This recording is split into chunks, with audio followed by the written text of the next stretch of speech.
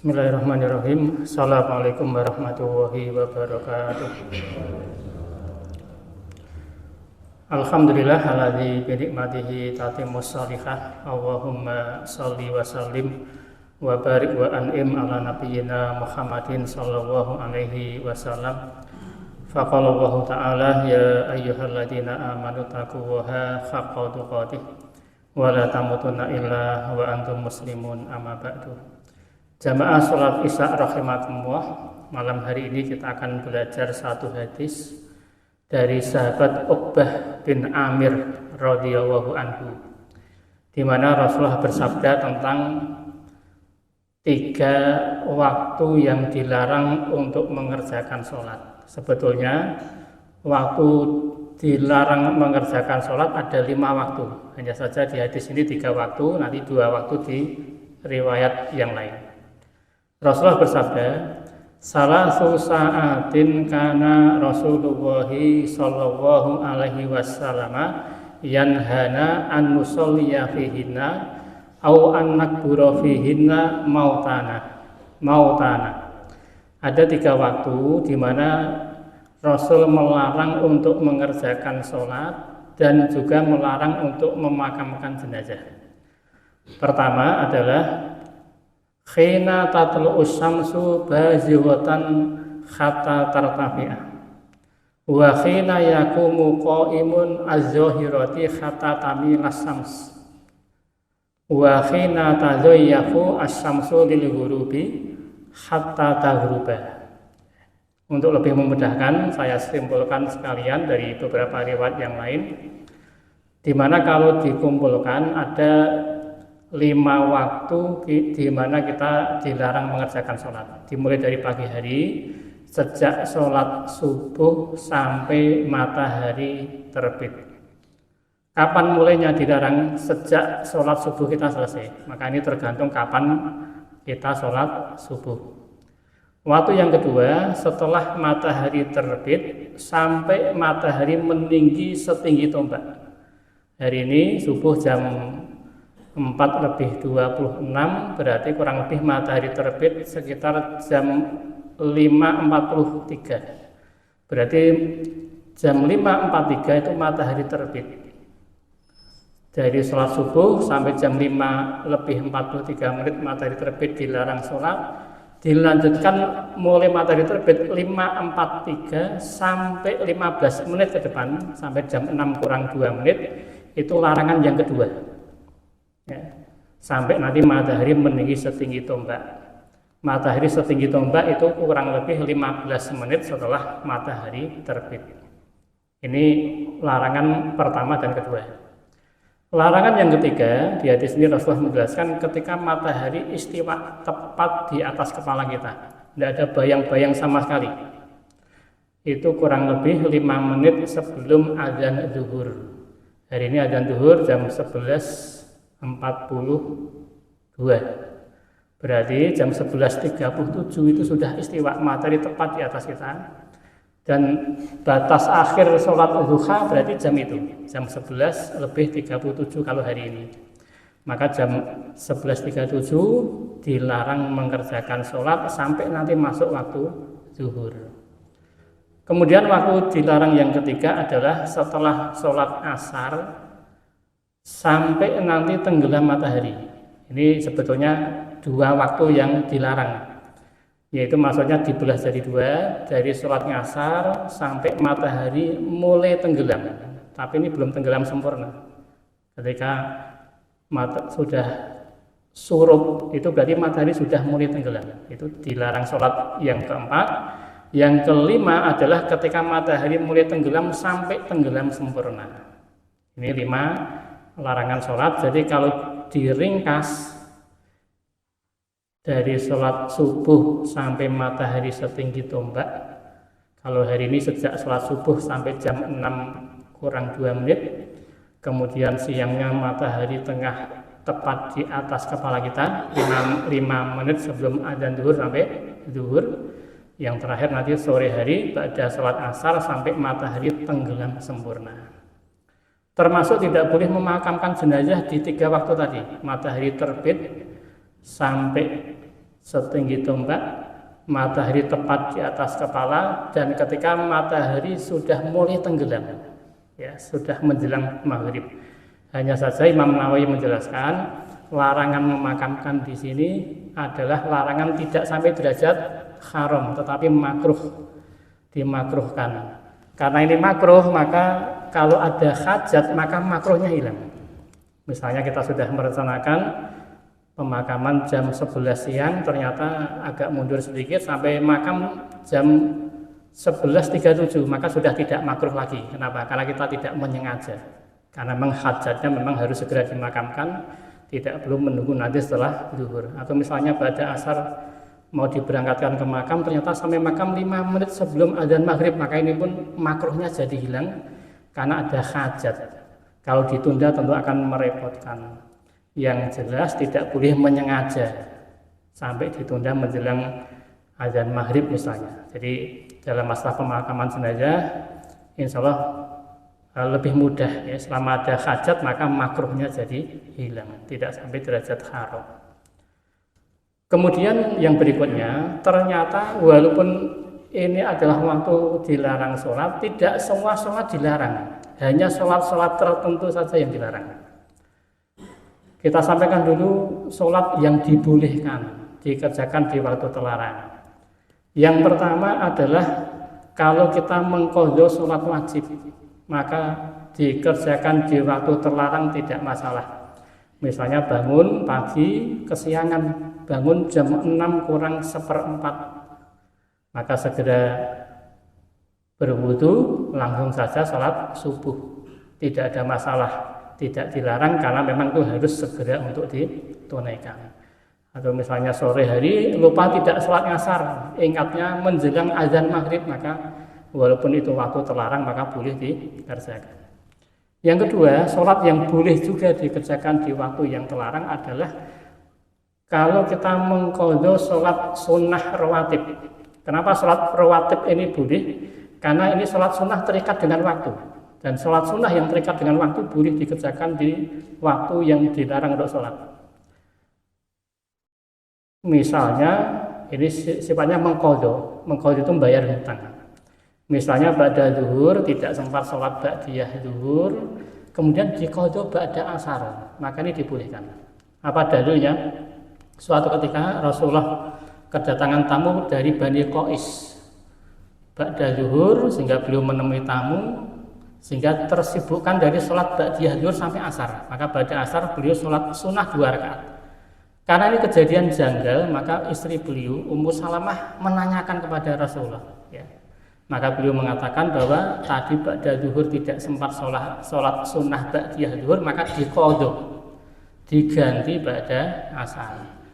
Termasuk kalau misalnya kita kesiangan tidak sempat sholat sunnah fajar, maka boleh diqadha setelah sholat subuh. Walaupun itu waktu terlarang, tapi karena ini mengqadha sholat sunnah yang terikat dengan waktu, yaitu sholat sunnah rawatib, maka dibolehkan. Kemudian yang ketiga, sholat yang boleh juga dikerjakan di waktu yang terlarang adalah sholat sunnah yang ada sebabnya. Baik sebabnya ada sebelum sholat maupun sebabnya itu berbarengan dengan sholat. Satu contoh misalnya, sholat sunnah tahiyatul masjid. Karena kita masuk masjid, berarti terkena sebab disunahkannya sholat sunnah tahiyatul masjid. Karena ada sebabnya maka boleh. Walaupun kita masuk masjid 5 menit sebelum adzan maghrib atau 5 menit sebelum adzan zuhur, boleh sholat sunnah tahiyatul masjid. Contoh yang lain, sholat sunnah tawaf. Setelah tawaf bagi jamaah haji dan umroh, setelah tawaf ada sebab untuk sholat sunnah, maka kapanpun dia boleh mengerjakan sholat sunnah tawaf. Contoh yang lain misalnya adalah sholat sunnah wudhu. Setelah wudhu dia terkena sebab untuk sholat sunnah, maka kapanpun dia berwudhu maka saat itu juga disunahkan untuk sholat sunnah wudhu. Termasuk sholat sunnah gerhana itu kan ada sebabnya, tapi sebabnya berbarengan. Berbarengan itu maksudnya adalah begitu gerhana baru kita disunahkan sholat sunnah gerhana berbarengan. Karena sholat sunnah gerhana tidak boleh dikerjakan kecuali dipastikan betul-betul terjadi gerhana. Contoh yang lain adalah sholat sunnah istisqa. Itu kan sebabnya berbarengan ya. Karena tidak hujan maka saat itu juga disunahkan untuk sholat sunnah istisqa. Nah sekarang pertanyaannya, kalau begitu sholat apa yang dilarang untuk dikerjakan di waktu-waktu yang terlarang ini? Jawabannya adalah sholat yang dilarang dikerjakan di waktu-waktu yang dilarang itu hanya 2 sholat saja. Hanya 2 sholat saja. Yang pertama, sholat sunnah mutlak. Tidak ada sebabnya, tidak terkait dengan waktu, karena ini sifatnya mutlak, maka haram hukumnya. Kalau mau kerjakan harus di luar 5 waktu yang dilarang tadi. Sholat sunnah mutlak itu ya, sholat niatnya sholat sunnah mutlak, tidak ada sebabnya, tidak terikat dengan waktu tertentu. Ini yang pertama. Yang kedua, sholat sunnah yang dilarang dikerjakan di waktu terlarang adalah sholat sunnah yang sebabnya itu terjadi setelah sholat itu sendiri. Jadi bukan sebabnya di awal, bukan, tapi sebabnya itu malah di akhir. Contohnya adalah sholat sunnah ikhram. Bagi jamaah haji dan umroh mau ikhram itu kan disunahkan sholat sunnah lebih dahulu 2 rakaat baru kemudian ikhram. Karena sebabnya itu di akhir setelah sholat, maka tidak boleh dikerjakan di waktu yang terlarang. Contoh yang lain adalah sholat sunnah istikharah. Ini juga tidak boleh, karena sebabnya itu terjadi belakangan. Ketika sholat sunnah dia belum meminta sesuatu kepada Allah Subhanahu wa Ta'ala. Jadi kesimpulannya ada 5 waktu yang terlarang untuk mengerjakan sholat, dari sholat subuh sampai matahari setinggi tombak. Yang kedua, ketika matahari tepat di atas kita sampai azan zuhur. Kemudian yang terakhir setelah kita sholat asar sampai nanti tenggelam matahari atau sampai maghrib. Dan ini pun hanya berlaku untuk 2 sholat sunnah. Pertama sholat sunnah mutlak, yang kedua sholat sunnah tadi, sholat sunnah ikhram maupun sholat sunnah istikharah saja, kurang lebih seperti itu. Adapun sholat sunnah yang lain, misalnya sholat sunnah taubat, itu boleh karena sebabnya ada di awal, dia berdosa dulu baru kemudian dia sholat sunnah taubat, maka ini boleh dikerjakan kapanpun juga. Termasuk nanti ada beberapa pengecualian. Contohnya sholat sunnah ketika istiwa matahari tepat di atas kita ini dilarang kecuali di satu kondisi, yaitu kalau kita pas Jumatan, hari Jumat kita masuk masjid, ternyata masuk masjid 5 menit sebelum adzan zuhur, maka tidak dilarang mengerjakan sholat apapun khusus hari Jumat.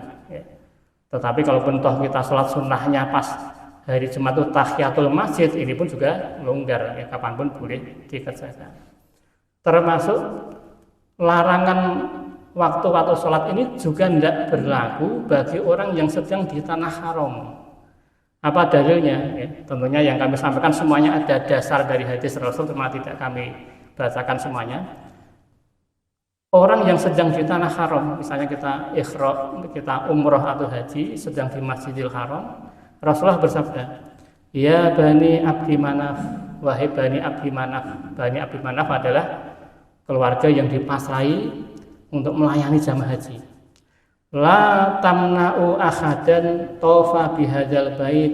Jangan kamu melarang jamaah haji untuk tawaf.